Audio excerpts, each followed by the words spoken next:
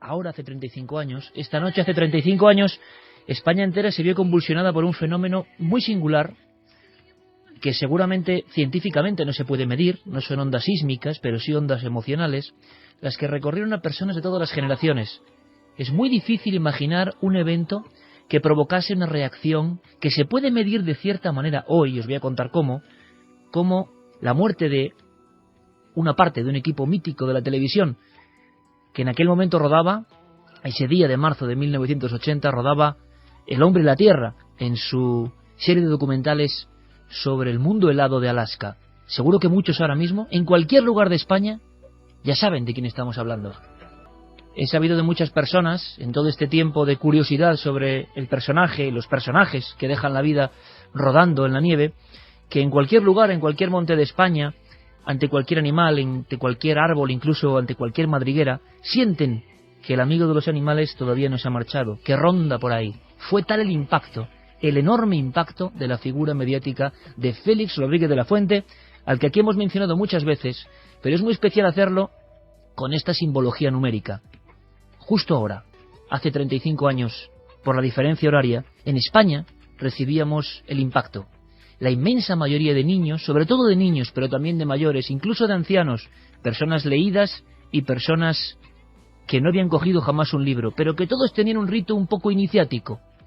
Todos reservaban el lugar del asiento, del sillón, del sofá, el recodo concreto de la sala de estar, el televisor muchas veces en blanco y negro, y toda la familia solía compartir unos minutos viendo aquella simbiosis extraña donde un hombre, que no era biólogo ni era zoólogo, sino que era dentista de formación académica, pero apasionado de los animales, nos traía su legado. 35 años después, lo he comprobado, ese legado sigue vivísimo, tan vivo que sigue emocionando.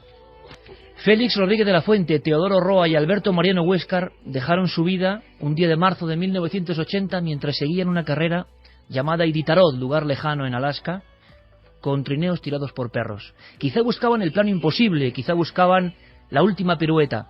Muchos compañeros que hemos entrevistado en estos años del hombre en la tierra saben que cada día la labor era más difícil, más arriesgada, más compleja. La única obsesión de Félix, era una especie de espiral hacia alguna parte, era mostrar todavía con más fiereza, con más verdad, con más pasión, lo que pasaba en la vida. A este burgalés universal le interesaba el hombre y le interesaba la tierra. No era ningún descerebrado que solo optaba por una de las dos opciones, no, el hombre y la tierra. Y en los últimos tiempos le apasionaba la cosmología, la filosofía, hacia dónde iba el hombre, qué nos traería el futuro. Incluso en los últimos años se preguntó, ¿hay otros hermanos más allá de las estrellas?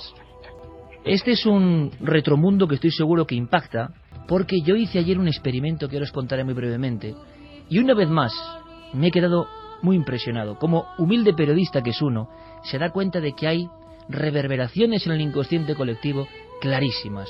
La respuesta ha sido inmediata. Realizaba un experimento, como digo, humilde, repito, a través del videoblog. Podéis acceder a él en las vías habituales de contacto, en las redes sociales, en Nave del Misterio o en ikerjimenez.com. El Facebook de Nave del Misterio, o el de Cuarto Milenio incluso. Yo hacía un comentario muy personal sobre estos 35 años, y decía, el día que murió Félix. Y yo os preguntaba, y os sigo preguntando, ¿os acordáis? ¿Qué estabais haciendo? ¿Cómo lo sentisteis? Y con las respuestas, que algunas ya me imaginaba, surge ese tsunami de admiración y emoción que yo creo que no es comparable a ninguna otra figura, desde luego a ningún importante sabio, político, militar, escritor, no. En la muerte de aquel hombre que era el amigo de los animales y de muchas más cosas, ocurrió algo sorprendente, que incluso a nivel sociológico debería ser estudiado. Os voy a contar un pequeño secreto.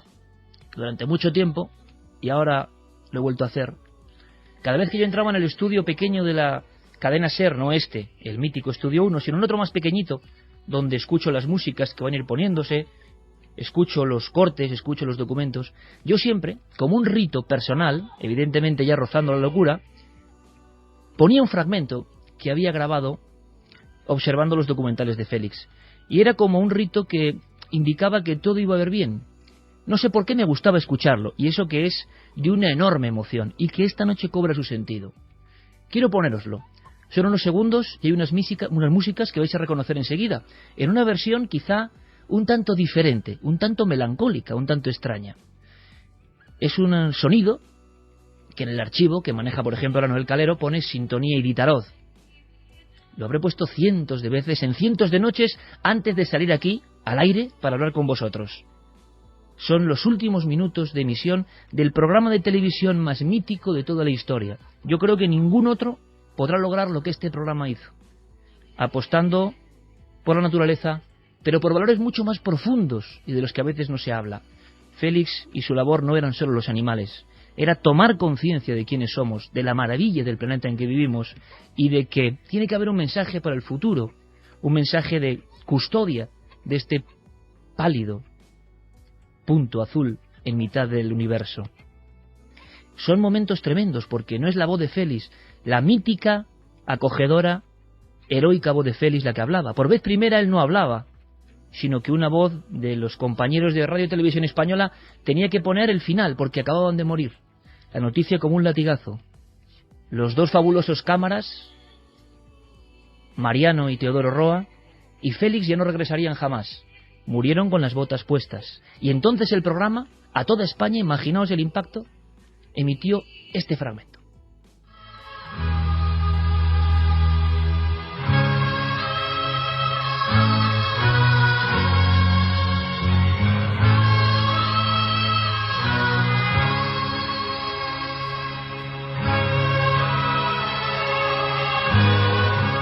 En estos momentos, con esta versión diferente y de verdad emocionante del gran Antonio García Abril, el autor de la sintonía famosa que le vais a escuchar, hay unos planos de la avioneta sobrevolando las cercanías de Shaktoolik, que es el lugar donde el equipo va a perecer. Que sepamos, nunca en la historia un equipo de televisión, y más en el cenit de su popularidad, con un impacto impresionante, perecía en acto de servicio. Se fundía la pantalla con una imagen de la avioneta que iba a ser accidentada, en un plano muy largo.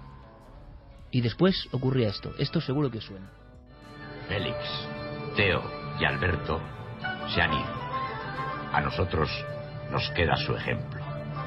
Por eso, y como verdadero y sentido homenaje de todos sus compañeros de Televisión Española, queremos recordar que se trataba de personas especialmente vitales. No hay, pues, mejor forma de recordarles que animados por la constante actividad, celo y entusiasmo que desarrollaron a lo largo de toda su vida. Estos son Félix Rodríguez de la Fuente, Teodoro Roa y Alberto Mariano, y así seguirán siendo para todos nosotros. Hombres entregados a una tarea tan increíblemente hermosa que por ella dieron la vida. He dejado exprofeso esos timbales, esos tambores, ese sonido tan particular que García Abril creó y que cuenta la leyenda y la verdad que Félix se emocionó y lloró al escuchar aquella sintonía que iba a ser cabecera. ¿Hay alguna cabecera más recordada en la historia de la televisión? Pocas, ¿verdad? Es la magia del sonido y la magia de un equipo que se puso a navegar en una misma dirección. Pilotando esa nave, este burgalés que tuvo una infancia muy peculiar, muy pegada a la naturaleza, que no fue escolarizado hasta los 8 años. Y en aquellos 8 años de infancia junto a los animales, el milagro, la mentalidad especial, la mentalidad que evidentemente no se parecía en nada, ni siquiera a los biólogos y científicos que habían estudiado honestamente esa rama del saber. Porque Félix también tuvo muchos enemigos, evidentemente. Los propios zoólogos y biólogos a veces le veían casi como un enemigo. ¿Quién era esa especie de chamán que después del cántico de la televisión juntaba a toda la familia hablando de animales y demás cosas? ¿Cuál era su extraño poder? Pues bien, este retromundo termina con ese experimento, la segunda parte. Yo preguntaba a esa especie de agujero negro, en el buen sentido, ¿no?, donde todo se va remolinando y acaba creando una especie de fantasía de las redes sociales. ¿Qué recordabais del día que murió Félix? Y la respuesta, porque la he estado repasando ahora, me ha dejado absolutamente anodado, ¿no? Yo creo que incluso estas músicas que acabamos de escuchar habrán hecho dar un respingo a más de uno, porque he notado que el pálpito emocional sigue ahí. Que han pasado muchas cosas en 35 años de vida, imaginaos. Han pasado muchísimas, pero pocas muertes, pocos óbitos, pocos latigazos tan enormes. Y yo me preguntaba, sobre todo los niños, y decía, ¿por qué? Y es que todos los niños de España, una gran parte, parece que entendimos aquel mensaje. Y he leído mensajes de niños de Félix, de niños nacidos después de la muerte de Félix, y a los cuales sus padres les han puesto los documentales, o los programas de radio, o la enciclopedia sobre la fauna, los cuadernillos de campo, tantas cosas. Y nos sorprendemos al ver que Félix tenía secciones en tebeos para niños, que estaba absolutamente concienciado de que los niños tenían que ser la respuesta a un futuro que era incierto. 1980, ahora hace 35 años, el momento de máxima contaminación en España y en el mundo. Todo cambió un poco para bien, seguramente, por la labor heroica, titánica, de futuro de este personaje. Pero siempre me he preguntado cómo es posible que alguien solo, sin precedentes, hiciese esta cruzada enorme por la vida, porque al final se trataba de eso. Y sobre todo, cómo personas de tan amplio espectro entendieron su mensaje de esa forma. Y sobre todo, y redundo es proceso, cómo todavía hoy, con 35 años de sutura de aquella herida, la buena gente, en cuanto lo mencionas, surge con toda su alma, ¿no?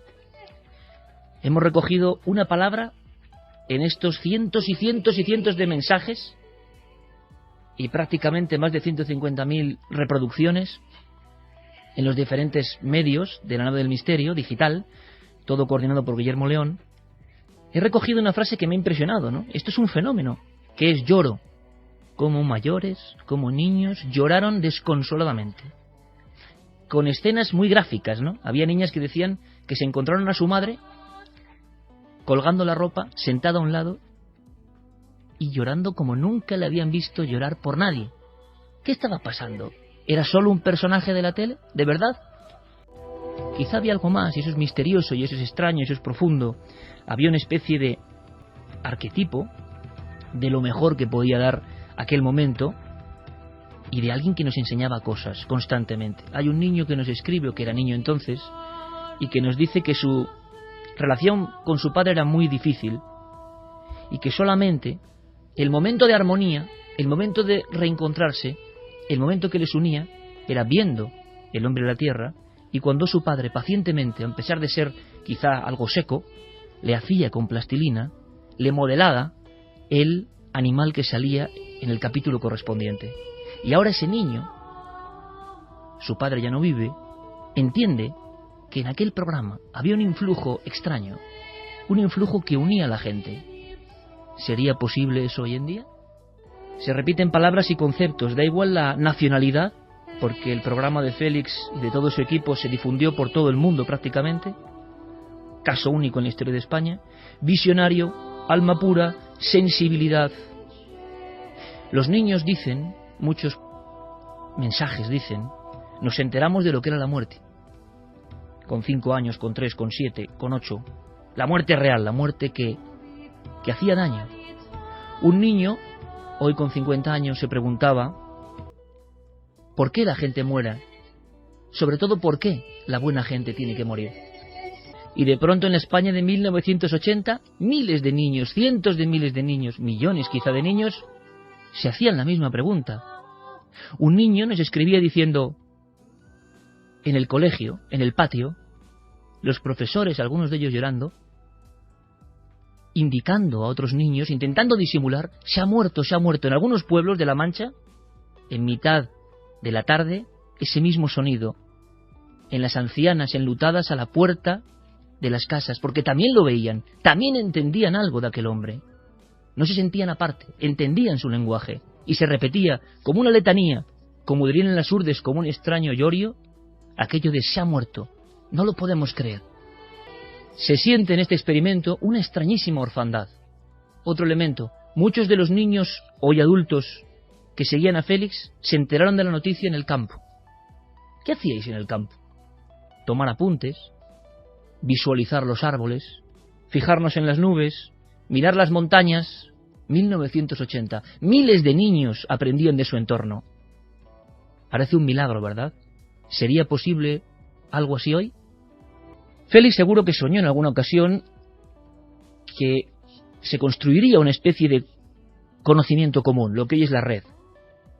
Quizá imaginó, o quizá imagina, quién sabe, que desde esas redes, desde ese cerebro global, se le rinde un homenaje, que cada vez que se pronuncia su nombre con cierto sentido, yendo más allá incluso de la materia sobre la que él hablaba, sino sobre lo que él representaba a nivel incluso filosófico, se tiene que sorprender al comprobar que esa no herida, sino esa sensación, esa emotividad, sigue intacta. Lo he comprobado. Es uno de los fenómenos más asombrosos que yo he comprobado a mis 42 años de vida. Porque no lo he hecho ahora. Lo hice en el 25 aniversario. Lo hice en el 30 aniversario. Y la respuesta va sumándose porque cada vez es más el público que acude a las redes sociales y que manda auténticas poesías en pocos caracteres, ¿no? Pero es lo mismo. Hay una sensación de que se nos fue un maestro que representaba todo lo bueno de la vida, que nos enseñaba lo que era bueno aprender, que se marchó demasiado pronto y por eso se convirtió en leyenda. Desde luego no conozco ningún caso parecido, de nadie, ni el más afamado deportista, ni los ídolos que hoy tenemos, absolutamente nadie.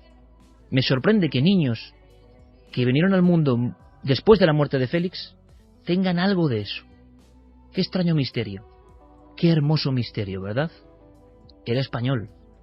En otro lugar del mundo tendría una avenida impresionante. Aquí tiene estatuas, esculturas y muchas donadas por los niños.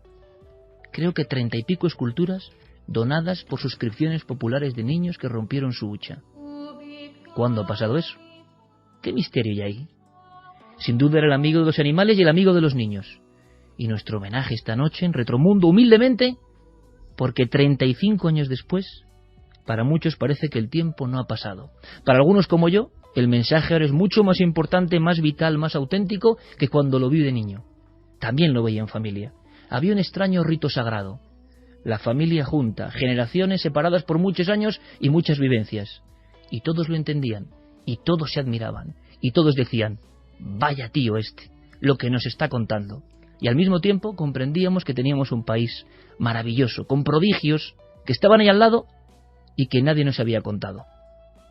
Félix Rodríguez de la Fuente, nuestro homenaje, y también, como no, a Teodoro Roa y Alberto Mariano, personas detrás de una cámara que se dejaron la vida por hacer el mejor de los planos, la imagen imposible, el vuelo asombroso. Para ellos también nuestro reconocimiento. Nadie muere si es recordado. Nadie muere si tú lanzas una pregunta y salen miles de mensajes llorando de emoción, admirados por lo que aprendieron y conscientes de la luz que aportó este Burgales Universal. Así que no es para estar muy triste, porque las figuras de leyenda, los héroes auténticos, ahí están sobrevolándonos.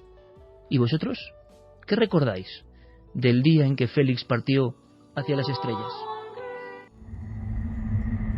Y ahora sí, 1:53 comienza el programa normal, Retromundo adelantado, pero comprendéis que la cuestión emotiva estaba ahí. Santiago Camacho, compañero, buenas noches. Buenas noches, Iker. Tú también lo recuerdas, me imagino, ¿no? Pues sí, de hecho marcó toda mi infancia y buena parte de mi adolescencia, y me acuerdo sobre todo con mucho cariño de cómo yo, que nunca he sido un tipo bastante activo, siendo muy pequeño jugaba a correr con la música, con una música muy especial, que era la música de cuando los lobos iban de cacería. Brutal. Jugaba siendo pequeño a correr imaginando que era un lobo y que iba persiguiendo a alguna presa. Javi Pérez Campos, compañero. Muy buenas noches. También bastante impactado, ¿no? Porque, bueno, es un homenaje a un equipo que hacía periodismo de la naturaleza, ¿no? Y de la vida. Sin duda, y yo tampoco lo viví en directo, todo ese fenómeno que fue Félix y todo el equipo del Hombre y la Tierra, pero sí que tuve la suerte de poder revisionar algunos de esos episodios que después se han ido poniendo en televisión española, ¿no? Pero fíjate, hablando con un amigo que sí que conoció todo ese impacto, me decía, qué pena, qué tristeza, que cada 7 años, hasta hace poco, se reponían los episodios del Hombre y la Tierra porque se consideraba que había una nueva generación que tenía que aprender el mensaje de Félix. Y yo comparto esa tristeza porque desde hace unos años hemos dejado de ver esos episodios, se ha dejado de reponer la serie.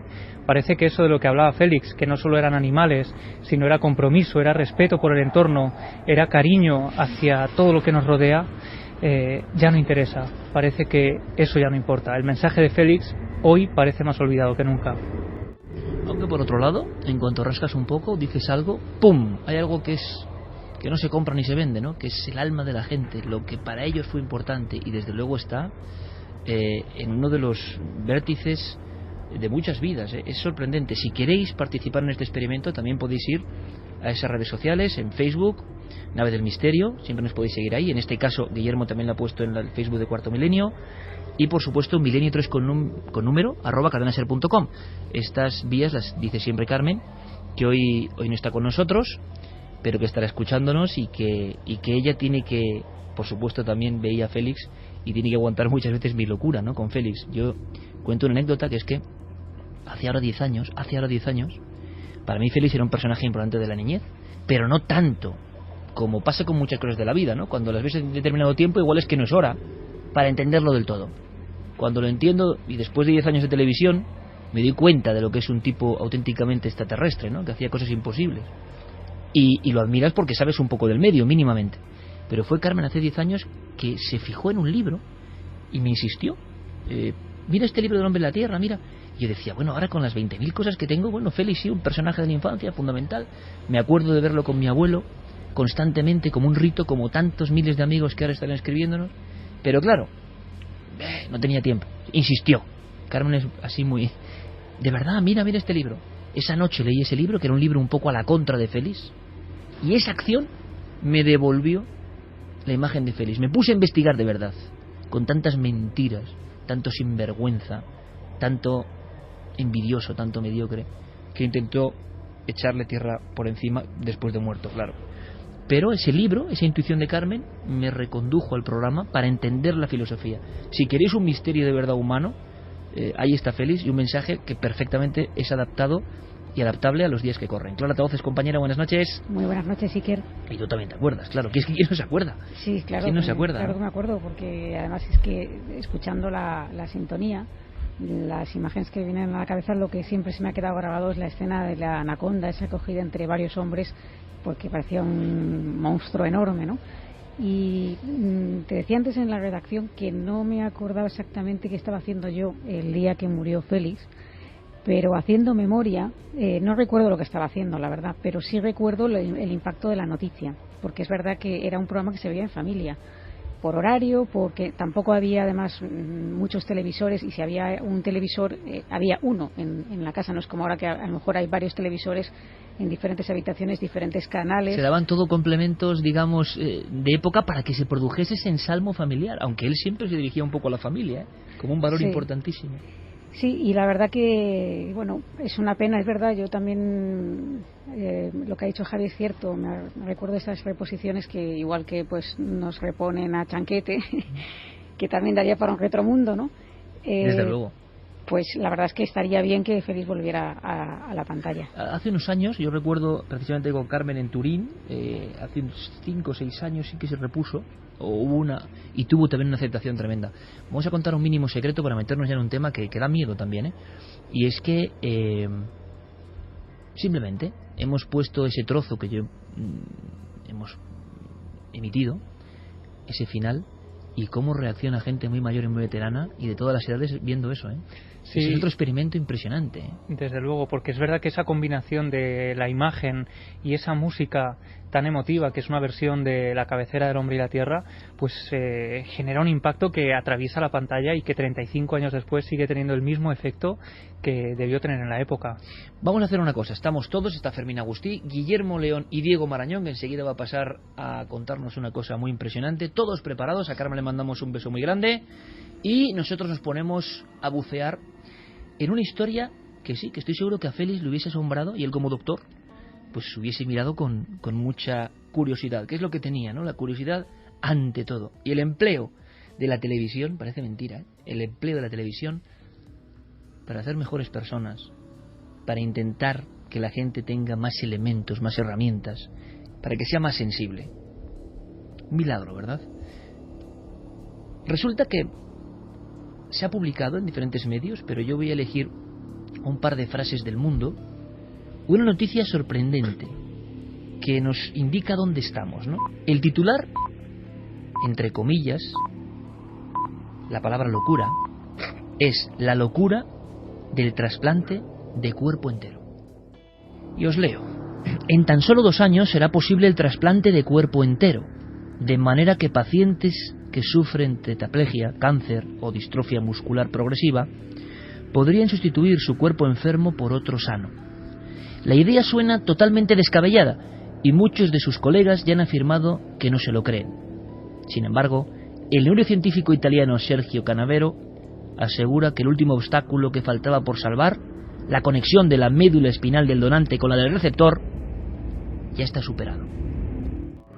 Antes de saber quién es este hombre que propone, vamos a escucharle, porque de su propia voz esto sobrecoge aún más. Ahora, ¿es una cuestión de Dr. Frankenstein?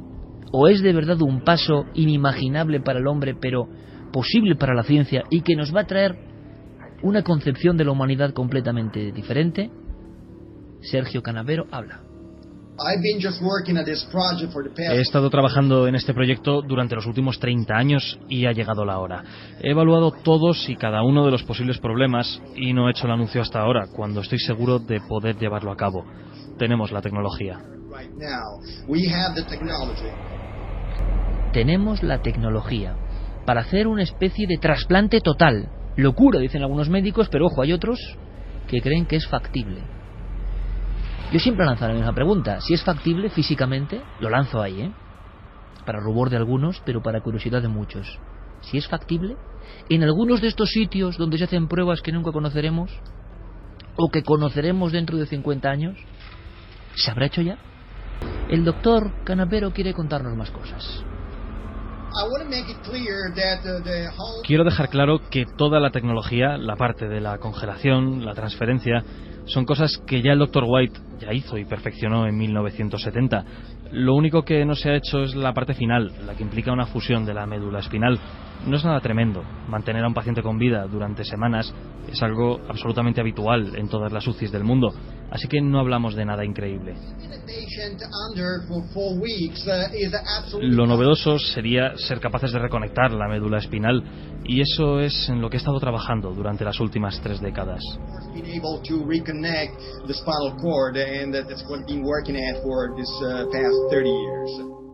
Esto es lo que tiene Milenio 3 en la cadena SER, que estábamos hablando de la nostalgia, del retromundo, del impacto, de la emoción, del recuerdo a un maestro como Félix, y de pronto ya estamos casi, no sé si en un laboratorio, clandestino o no, ya estamos de nuevo en ese umbral donde se han instalado otros problemas como la clonación.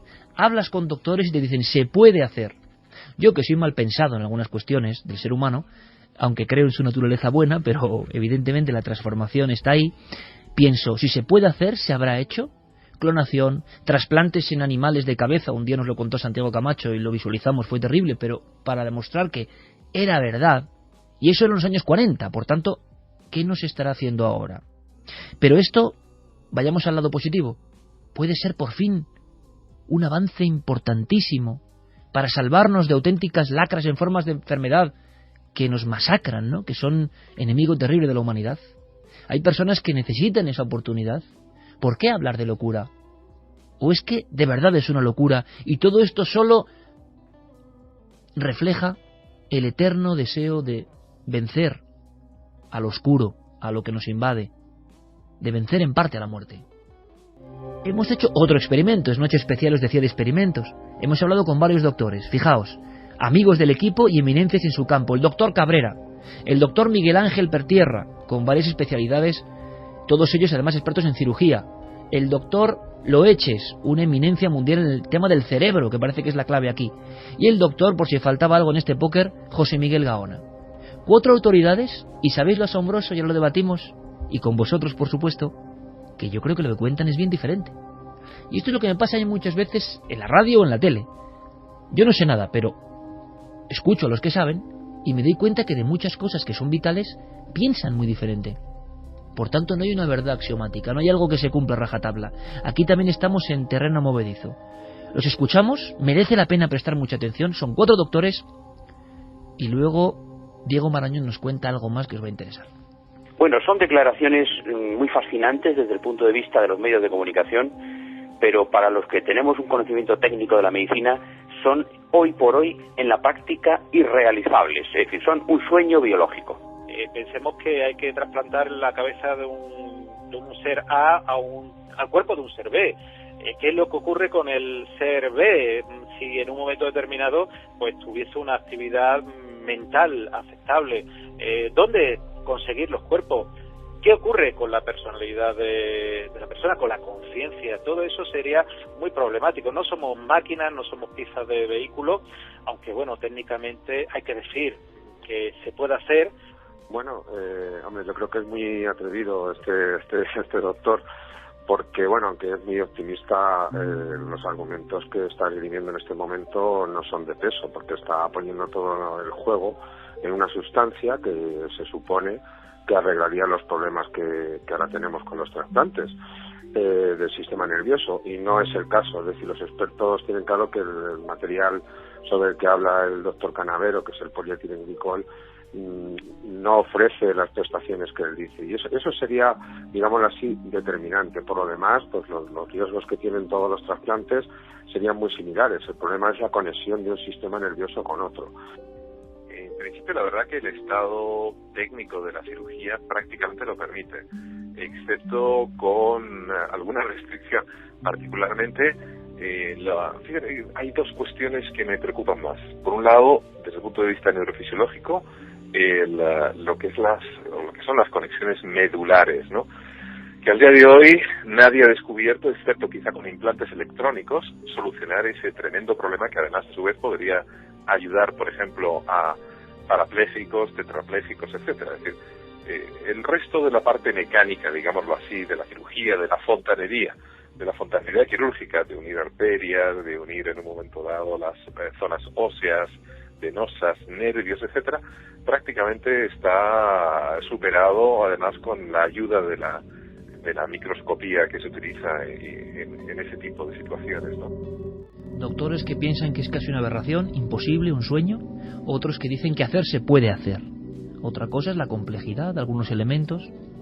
Dice en este artículo El Mundo que, según este cirujano, ahora solo es necesario que los científicos de todo el mundo que han estado investigando cómo hacer un trasplante de este tipo se coordinen y decidan en qué país lo llevarán a cabo.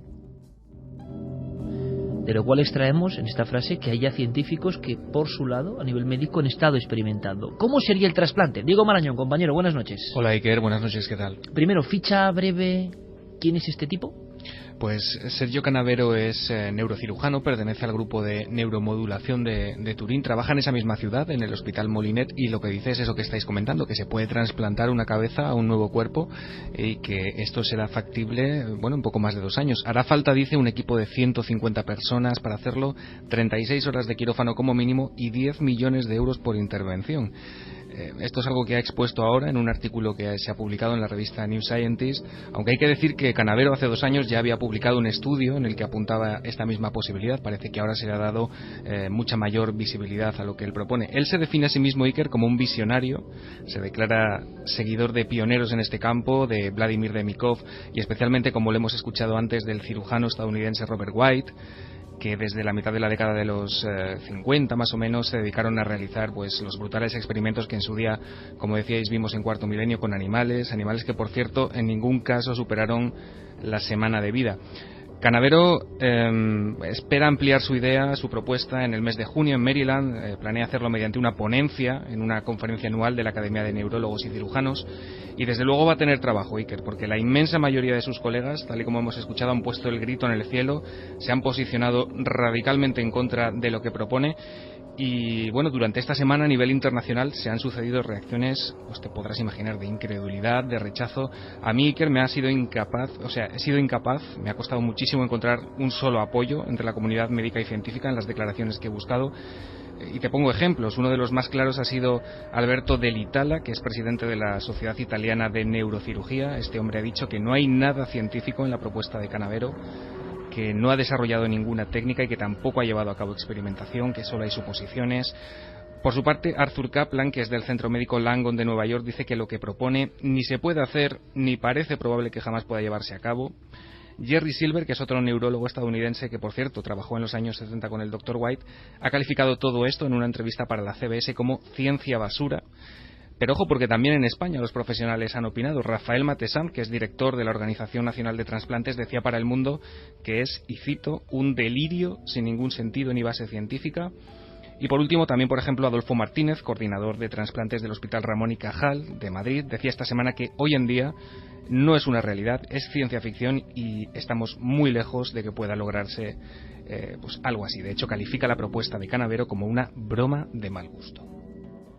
Y eso contrasta con expertos del cerebro y de la cirugía que te dicen que se puede hacer. O sea, que técnicamente las uniones se pueden hacer. Por tanto, se quedó uno extrañado también. Leo algunos titulares de este dossier de prensa en las áreas de ciencia del mundo que llamó mucho la atención en España, que ha generado una corriente de noticias diferentes, ¿no?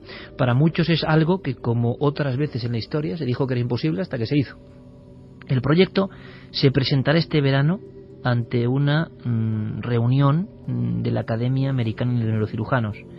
Tetraplégicos, enfermos de cáncer y transexuales se han ofrecido ya voluntarios para la intervención. El cirujano afirma que hay médicos en Estados Unidos, China y la India dispuestos a intentar realizar el trasplante. Es decir, nos encontramos con la misma opacidad que el mundo de la clonación. Hablas con los expertos off the record un poco y te dicen que claro que se puede hacer, que hacer se puede, que las barreras de la bioética son las que evidentemente gradúan un poco la historia. Pero en este caso sería coger gráficamente, Diego, la cabeza sana, el cerebro de una persona, hasta qué punto de la médula, de la zona de la columna, se extrae y se cambia por otro cuerpo que está en un proceso de hibernación de alguna manera, o de casi criogenización. Sí, el mismo Canavero ha detallado en diversos artículos el procedimiento a seguir. Básicamente lo que habría que hacer es, los dos cuerpos que participan en este trasplante habría que bajarlos de temperatura, una temperatura entre 12 y 15 grados, apunta él, y a partir de ese momento el cirujano tiene que hacer una serie de incisiones con un bisturí muy fino, insiste, para poco a poco separar la cabeza del cuerpo del donante. Durante todo este proceso el sujeto vivo estaría bajo una especie de coma inducido. Y aquí viene la mayor complejidad. Evidentemente habría que cortar la médula espinal en ambos cuerpos y de alguna manera conectar los vasos sanguíneos de los mismos. Una vez, si se consigue hacer eso, que es bastante poco probable por lo que he podido leer, habría que trasplantar la cabeza como tal. Es decir, habría que unir los dos extremos de esa médula espinal mediante la sustancia que nos comentaba Manuel Martín Loeches, polietilenglicol o macrogol, una sustancia, una especie de pegamento, así se ha definido en los artículos que han aparecido estos días, que en teoría permitiría que esos huesos se fundieran y se unieran de la misma forma en la que, y cito de nuevo a Canavero, de la misma forma en la que dos espaguetis en una cazuela de agua caliente se unirían. Vamos a ver qué dice el doctor de la polémica, que es verdad que tiene esa, vinculación académica, ¿no?, de rigor y de prestigio aparentemente. No es una persona tipo los israelianos, ¿no?, con los que se ha comparado en algunos sectores, de un loco que viene y dice cualquier cosa, ¿no?, sino alguien que lleva trabajando en ese aspecto y que asegura que se está haciendo o que se está intentando. Por tanto, desvela algo que permanece, digamos, en las cloacas del mundo científico médico, que también existe. ¿Cómo él mismo se considera en este momento? Él sabía que esta reacción iba a ocurrir, pero por otro lado dice que hay médicos que le van a apoyar y sobre todo qué abanico, de ser posible, se abriría a partir de aquí. ¿Cómo se ve a sí mismo este hombre, este científico italiano que ha abierto la polémica? A lo largo de la historia de la ciencia, lo imposible siempre se ha puesto en entredicho por los llamados expertos. Todos sabemos, por ejemplo, que en 1903 los hermanos Wright hicieron volar el primer avión cuando todos y cada uno de los científicos de la época decían que aquello era imposible. Por eso no creo en la palabra imposible.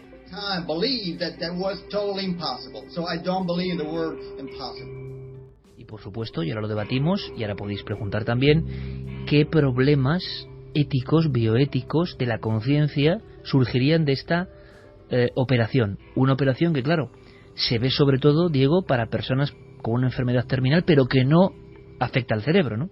Sí, efectivamente, y además lo has dicho muy bien. Lo que además es que el propio Canavero lo que sostiene cuando se le cuestiona por la dificultad que entraña toda esta operación es que lo verdaderamente complicado de solucionar no son tanto los obstáculos técnicos y médicos, eso es lo que por ejemplo nos apuntaba antes el doctor Gaona, sino el dilema ético que supone, y es ahí donde él reconoce que sí que se enfrenta a un caballo de batalla pues prácticamente invencible. Es especialmente duro, Iker, con los colegas médicos que cargan contra él, o sea, no tiene reparos en calificarlos pues de cobardes y de todo lo calificable. Lo curioso es que candidatos ciertamente no le faltan, aparte de pacientes terminales. Él ha dicho en entrevistas que ya cuenta con unas 50 personas que están dispuestas a pasar por el proceso y que la mayoría de los que han contactado con él hasta ahora son, por ejemplo, transexuales que están dispuestos a trasplantar su cabeza a otro cuerpo. La polémica ha sido enorme, como todos los temas que tienen que ver con la biología, con el ser humano, y recordemos que vienen y van, como el asunto de la clonación, que luego siempre ha quedado ahí en esa especie de dos orillas, y repito, cuando uno habla con los especialistas se sorprende, porque el avance en cuestión de trasplantes o en cuestión de lo que tiene que ver incluso con la hibernación o el estado de muerte aparente que puede provocar la medicina, todo eso se trabaja, pero hay unas áreas evidentemente tabú todavía. Cuando un médico habla de esas áreas tabú, existe esta reacción.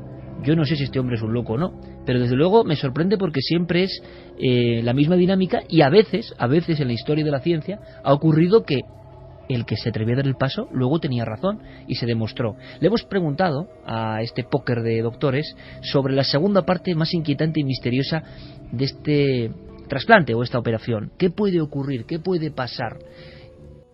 Cortar la cabeza, uno imagina los miles de millones de conexiones nerviosas y le parece muy raro, pero las operaciones que se hacen hoy en día, si las comparamos con las de hace 50 años, y ya hace 50 años durante horas animales con la cabeza de otro animal vivieron unas horas, y uno dice, bien, con defectos, pero ¿se puede hacer? ¿Un cuerpo puede vivir? ¿Se habrá avanzado lo suficiente?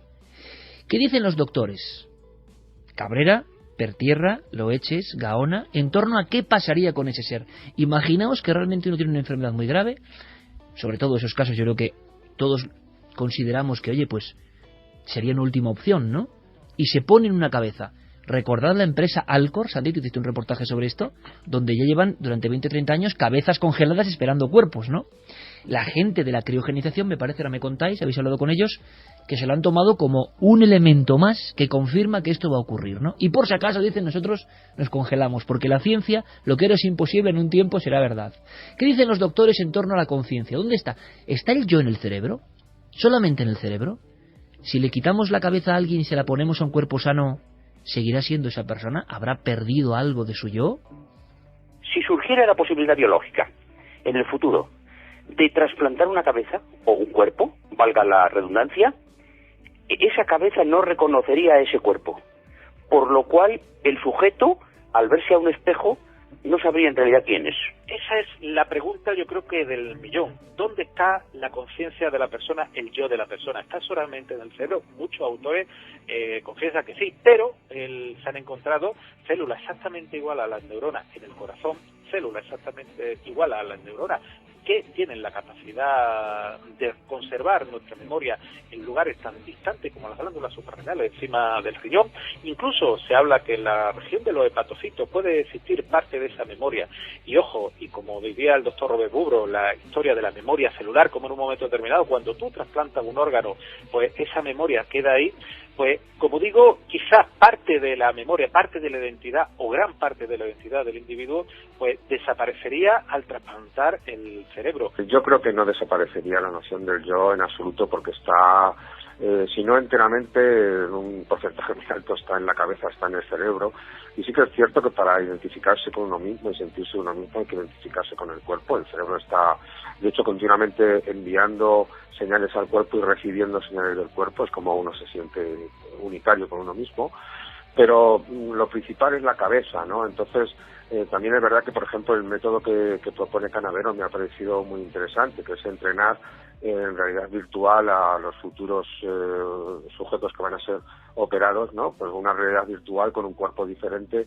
Pensemos, por ejemplo, en el caso de personas con tetraplegia o el mismo el profesor Hawkins, por ejemplo, que tiene esclerosis lateral, ¿no? Pero no tiene el cuerpo activo, y sin embargo lo importante es que su cabeza, su cerebro, pues está ahí siendo él mismo. No es realmente lícito, si hubiese algún tipo de manera de poderlo medir, que nos muramos por un problema de fontanería, ¿no? Por un intestino que en un momento dado no tiene solución, por unos riñones que no funcionan, por un hígado también que en un momento dado está pues con una hipofunción normal.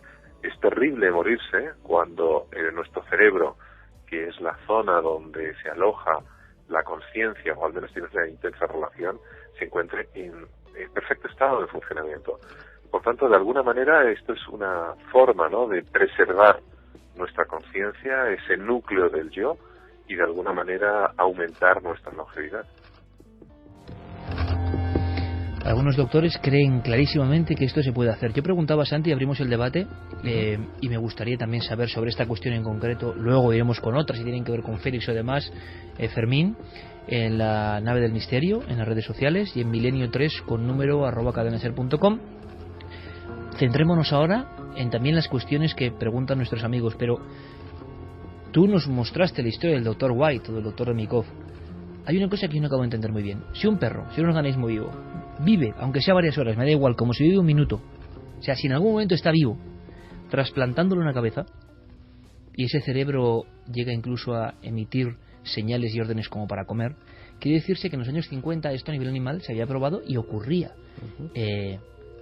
Y el sistema cerebral y de la médula espinal del perro será bastante complejo también. Por tanto, si esto se hacía en aquel momento, ¿por qué ahora todos salen en contra? Esto es una... Que sea una aberración es otra cosa, pero que digan que es ciencia ficción, ¿por qué? Si se puede realmente hacer.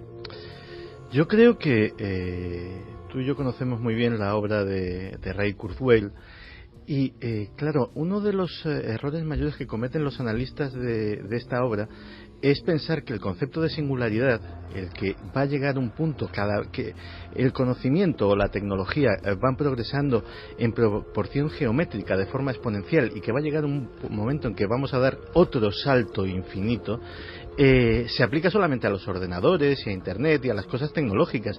Pero es que esa misma progresión científica que nos lleva, y todo parece indicar que Ray Kurzweil está bastante en lo cierto, a ese punto que denomina la singularidad, el momento en el que todo es posible, se está dando en el campo de la biología, se está dando en el campo de la medicina y se está dando prácticamente en todos los campos de la ciencia humana. No sé si el doctor italiano estará acertado o no, pero desde luego se va a poder hacer, y se va a poder hacer pronto. Si no es con el pegamento, por llamarlo de alguna manera, que él propone, será dentro de una década utilizando nanotecnología. A lo mejor son pequeños o diminutos robots microscópicos los que se dedican a hacer esa operación de ir soldando uno a uno cada uno de esos nervios, en lugar de dejar el proceso a la naturaleza. Un proceso que, ojo, el que sea tiene que estar muy desesperado o tener muchísimas ganas. Estamos hablando de un posoperatorio terrorífico. Estamos hablando de 1 año de coma inducido para que eso se asiente, para que asegurar la completa inmovilidad del paciente y que el proceso sea... luego estamos hablando probablemente de otro año de rehabilitación durísima, porque efectivamente tienes que acostumbrarte a un vehículo, a un cuerpo que no es el tuyo, no es aquel al que estás habituado. Y efectivamente luego aparecen un montón de cuestiones éticas curiosas. Cuestión ética primera, lo de la identidad, sin movernos en el punto del espíritu, es decir, sin meter para nada el alma. Lo que somos biológicamente depende no solamente de nuestro cerebro. Hay multitud de cosas, como los niveles de testosterona, como niveles de hormonas de todo tipo, etcétera, etcétera, que influyen muchísimo en nuestra personalidad y que no tienen nada que ver con nuestra cabeza. Es decir, probablemente empezaríamos a sentir cosas que no habíamos sentido antes porque son de otro cuerpo. Y en el momento, y digo en el momento en el que esto sea posible, y no dudo que lo será, vamos a abrir la caja de Pandora definitiva. Porque vamos a ver, si tenemos dos biotecnologías, como puede ser esta, y como puede ser la clonación, que sobre el papel son posibles, y el anhelo de vivir lo más posible, porque lo llevamos en el ADN, porque estamos programados para intentar sobrevivir, porque la mayoría de nosotros, pues a lo mejor, no te voy a decir que un terror cerval, pero le tiene cierto respeto a la muerte y desde luego mucho apego a la vida y mucho apego no solamente a las cosas materiales, sino a nuestros seres queridos, a nuestras aficiones, a las cosas, personas y lugares que amamos y que no estamos dispuestos a abandonar así como así. Si una persona tiene la capacidad, digámoslo así, económica, vamos a suponer un súper rico, un multimillonario, un señor que ha hecho miles de millones con una .com, por ejemplo, tiene la posibilidad de utilizar ese dinero para crear un clon más joven de sí mismo y trasplantar indefinidamente esa cabeza. Lo de la bioética, lo de que sea moral o no, que el clon sea una persona o no, etcétera, etcétera, se la va a traer muy sin cuidado. Y entonces sí que habremos abierto una caja de Pandora que cambiará el escenario de la humanidad para siempre. 2:26, yo pienso, vamos un poco atrás en la historia. Felipe II. ¿Os imagináis que alguien viene a Felipe II y le dice que un día se abrirá el pecho de una persona sin dolor? Porque estará en no sé qué umbral, que no es ni dormido ni despierto del todo, consciente, inconsciente, una premuerte les parecería a las personas del siglo XV y XVI, ¿no? Y que se le va a quitar el corazón y se le va a poner ese corazón vivo, alimentado por una especie de maquinaria, y que luego se le va a poder poner el corazón de otra persona. ¿Qué pensarían? ¿Qué pensarían algunos científicos y personas normales como nosotros ahora, hace tan solo un siglo, de los avances que ha habido, ¿no? Esta es una cuestión no por ser abogado del diablo, sino porque siempre cuando hay una noticia de este tipo hay una reacción lógica en contra, y luego con el tiempo uno se va dando cuenta de que por lo menos, si no completamente, hay parámetros que se van produciendo, que se van creando en la realidad, ¿no? Yo creo que aquí la polémica ha surgido porque lo que ha hecho el doctor Canavero es intentar hacer accesible a todo el mundo la forma en que se realizarían estos trasplantes, y lo ha hecho de una forma muy visual, que es apareciendo en un escenario con dos plátanos, cortándolos por la mitad y diciendo que la operación consistiría básicamente en unir un fragmento del plátano con el fragmento del otro, ¿no? Entonces eso ha sido visto por la comunidad científica como una escasez de rigor y como una cosa un poco extraña. Hombre, qué extraña es que un doctor hable así, pues parece más bien un show, ¿no? Claro, es cierto que habrá que esperar a junio, cuando él explicará cómo funciona este macrogol, la función que realiza, cómo pues facilita esa conexión entre las fibras nerviosas entre el cerebro y el cuerpo, que es la parte que todos los médicos coinciden en que es esa interfaz que hay ahí, ¿no? Que son miles de salientes que cada uno lleva una información de nosotros, ¿no? Claro, y lo que decían algunos doctores a los que hemos entrevistado es que lo complicado es que cuando se corta la médula, sobre esas fibras nerviosas aparece una especie de costra, que es lo que imposibilita pues el poder conectarlo a la otra parte de la médula, con lo cual ahí... Como un cable que se cierra, un cable que se queda opaco. Efectivamente. Y no puede conectar con las fibras del otro. Eso es. Pero bueno, a mí me llama la atención... Pero vamos a ver, Javi, sinceramente, y Clara y Santi y todos nuestros oyentes. Esto está claro que es así y debe ser así. Pero no entiendo entonces esos experimentos de los años 50, que si nos los cuentan ahora y no sabemos mucho de medicina, decimos, ciencia ficción, trucaje, y no es trucaje. Se consiguió, ¿qué pasa? ¿Que en el perro eso no pasa? ¿Que en el sistema cerebral y nervioso del perro no ocurre? Lo que pasa es que eran perros. O sea, pero hay antecedentes. Imagino que su sistema será menos complejo, pero bastante parecido en muchos aspectos al nuestro, ¿eh? Pero yo a lo que me refiero, a ver, yo no sé si esto es posible. Yo sé que cuando estuve investigando este tema de los trasplantes para un libro que... El otro, ¿no? El otro, una novela señor. que publiqué, hablé con muchos médicos, hablé también, de hecho yo me entrevisté con la primera mujer trasplantada de Europa, de manos y de antebrazos.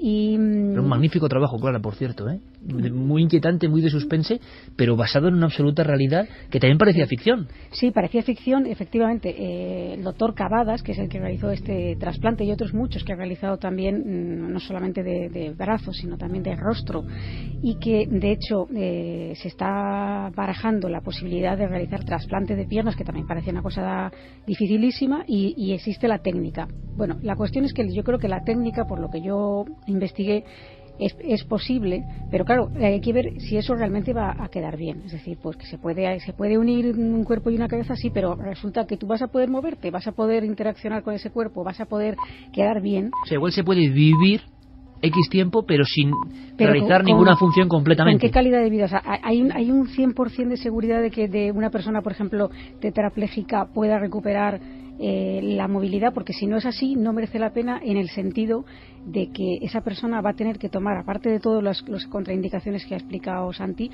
una medicación inmunosupresora de por vida, claro, que tiene efectos secundarios gravísimos, entre ellos la posibilidad de contraer cáncer y una serie de cosas que son ya de por vida. Pero escuchad una cosa simplemente, y os dejo seguir en el debate.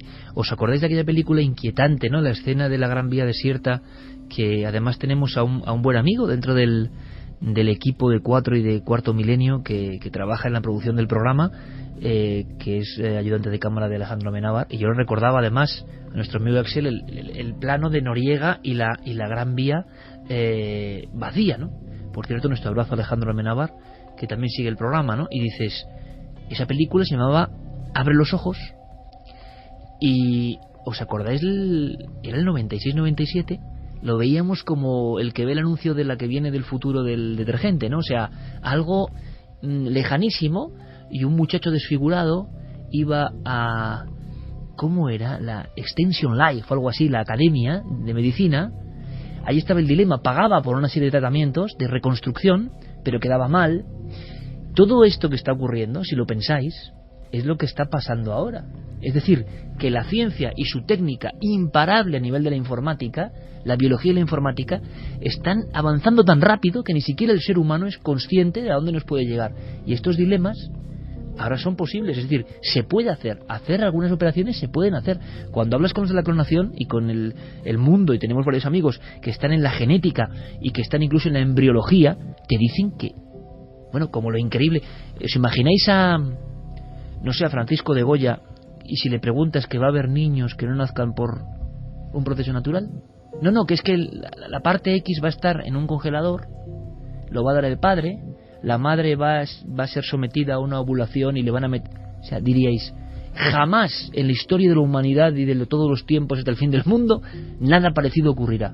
Y ahora lo tomamos como algo absolutamente natural. Incluso los propios trasplantes estos que son punteros, ¿no? De rostro o de manos, se veía como algo puramente ciencia ficción. De hecho, hay películas sobre ese tema. Las manos de Orlac, ¿no? De Orlac, ¿no? Daba mucho miedo. Todas esas películas tienen ese componente de ciencia ficción. No era ciencia de lo que se hablaba, y ahora es pura ciencia, ¿no?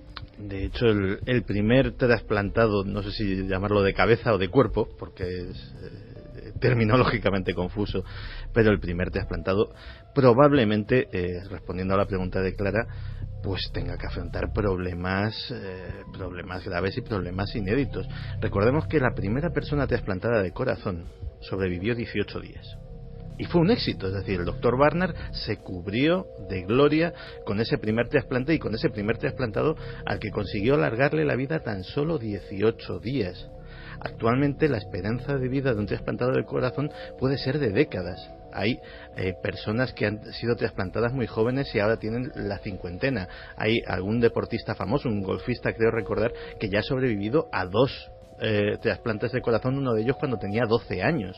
Es decir, en muy poco tiempo, 18 días se han convertido en décadas.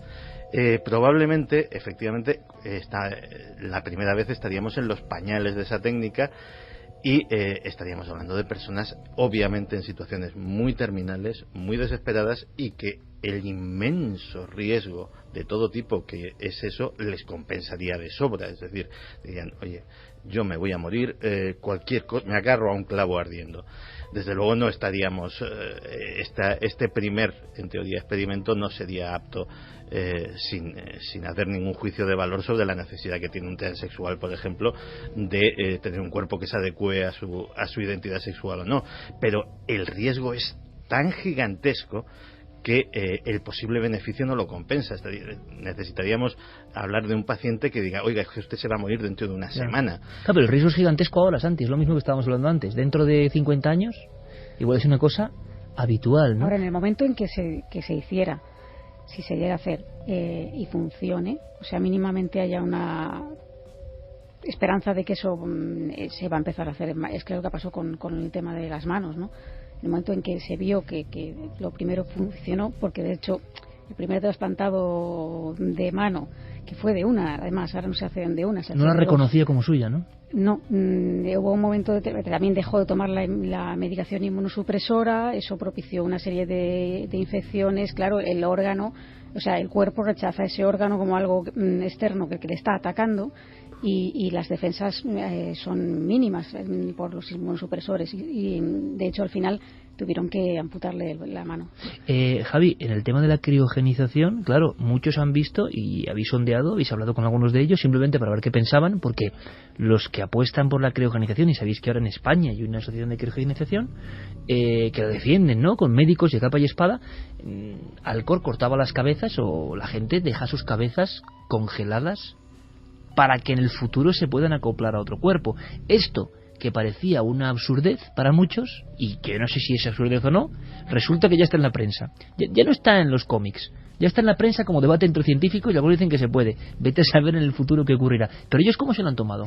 Pues ellos nos decían, hemos hablado por ejemplo con Francisco Roldán de la Asociación Iberoamericana de Criopreservación, con Alberto Sarmentero del Grupo de Ingeniería Biomédica, hablábamos también con Lluís Estrada de este mismo grupo, y lo que ellos nos decían es que esto en el fondo es lo que ellos venían investigando y defendiendo desde hace años, la posibilidad de que con una cabeza dentro de unos años, cuando puedan existir este tipo de intervenciones, pues devolver la vida a una persona. Y es cierto, ellos nos decían que en España, por ejemplo, hay algunos lugares donde se conserva el cuerpo entero, pero es mucho más barato conservar solo la cabeza, con lo cual este tipo de operación facilitaría después el devolver la vida a estas personas que en España han sido criogenizadas.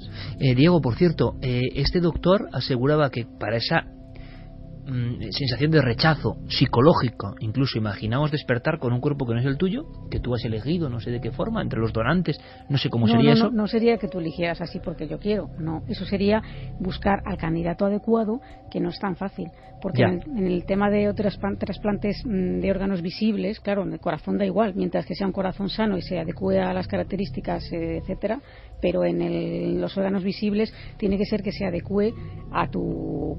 Claro, como un trasplante de médula, ¿no? Que hay que buscar una compatible.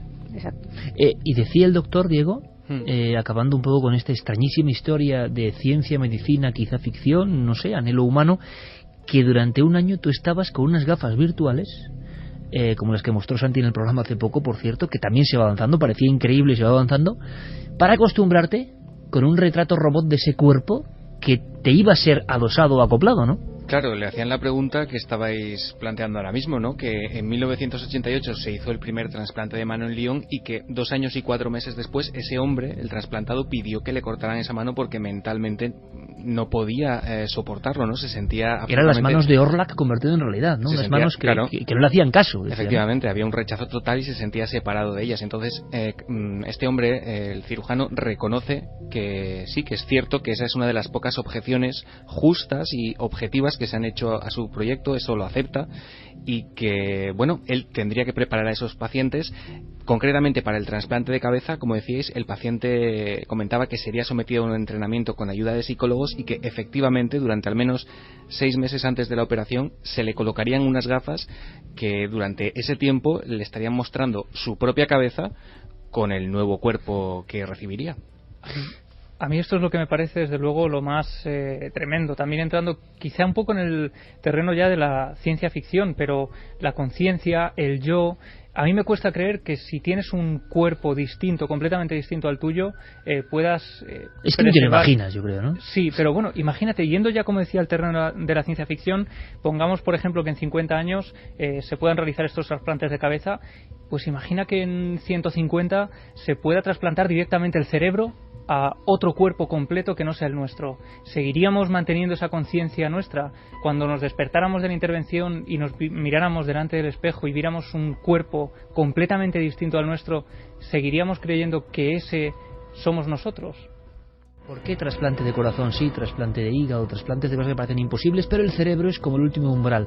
Y uno no sabe a veces si por técnica o por cuestiones que van más allá de la medicina, ¿no? Pero ha sido siempre el tabú Y vete a saber si en algún lugar saben cómo se hace. Yo no lo sé, desde luego, pero ha dado un plazo este doctor, 2 años. Veremos si todo se queda en un farol, un escandaloso farol, pero que lo que hace es volver a poner en la palestra, y por eso interesa lo que sabemos y no sabemos de la ciencia. Como decía Santiago Camacho, la singularidad. La evolución va a un nivel, el avance científico va a un nivel exponencialmente diferente a lo que era hace unos años. Hemos avanzado más en los últimos 10 años que en siglos anteriores, pero es que la aceleración prosigue, y en los siguientes 5 años avanzaremos más que en los 15 anteriores. Estamos, amigos, ante un umbral prodigioso, ante algo que es un momento de turbo casi en la historia de la evolución humana. ¿Hasta dónde nos llevará esto? ¿Vosotros qué opináis? Fermín, ¿qué opina nuestro público del tema de los trasplantes en concreto? Pues mira, Eric dice, habría que ver que tu cerebro aceptara unos órganos que realmente no han sido los tuyos nunca. Pedro, y de ser posible, las secuelas que te quedarían serían asumibles, medicación para el rechazo, secuelas psicológicas. Johnny Moreno dice, ¿no sería mejor usar esta sustancia para reparar una médula en vez de usarla en otro cuerpo? Sandboy Paranormal dice, ¿y qué pasa con el alma y la consciencia? ¿Se perdería esa esencia al usar este tipo de intervenciones? Joe Ángel López, y haciendo ciencia ficción, un cerebro que, por ejemplo, Hawking no ha dado órdenes durante tiempo a su cuerpo, ¿sería capaz de poner en movimiento ese cuerpo? Emilio Rivera, recuerdo a Santiago Camacho hace 10 años diciendo que en el futuro tendríamos teléfonos conectados a internet.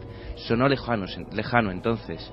Ah, bueno, eso me ha gustado. ¿Cómo es eso, Fermín? Repite, ¿qué? Emilio Rivera, recuerdo a Santiago Camacho hace 10 años diciendo que en el futuro tendríamos teléfonos conectados a internet. Sonó lejano entonces. La audiencia es sabia y de repente, ¡pam!, nos manda ya un mensaje.